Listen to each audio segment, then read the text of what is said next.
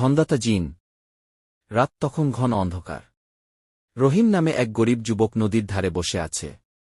চাকরি নেই, ঘরে খাবার নেই, মনে শুধু হতাশা আর দুঃখ। নদীর জল টুপটুপ করে বয়ে যাচ্ছে। হঠাৎ দূরে একটা নরম নীল আলো দেখা গেল। জ্যোৎস্না নয়, লণ্ঠন নয়, অদ্ভুত কিছু। রহিম ভয় পেলেও দাঁড়িয়ে গেল। আলোটা ধীরে ধীরে তার দিকে এগিয়ে এল, কিন্তু বাতাসে ভাসতে ভাসতে। হঠাৎ সেই নীল আলোর ভেতর থেকে একটা উঁচু, সরু, ধোঁয়ামাখানো আকৃতি তৈরি হল। দুটি চোখ কাচের মতো জ্বলছে।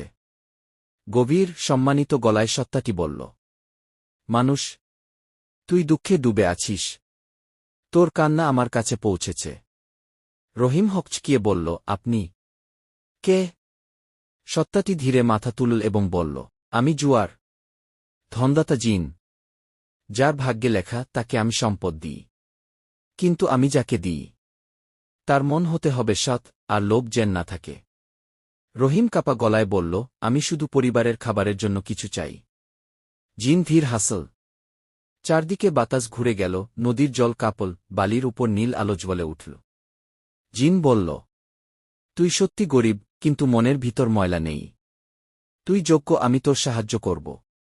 জিন হাত তুলতেই বালির নিচ থেকে উঠল একটা লোহার বাক্স। পুরনো, মরচেধরা। কিন্তু জিন শুধু ছুতেই বাক্সটা চকচকে সোনালি হয়ে গেল। জিন বলল, এই বাক্সে আছে সোনা, রূপা, দামি পাথর।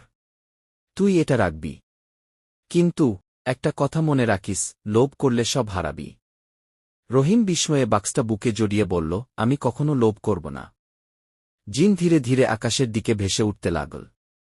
শেষে বলল, সৎ থাকলে ধন থাকবে, অসৎ হলে ধন তোর নয়, আমার হয়ে যাবে।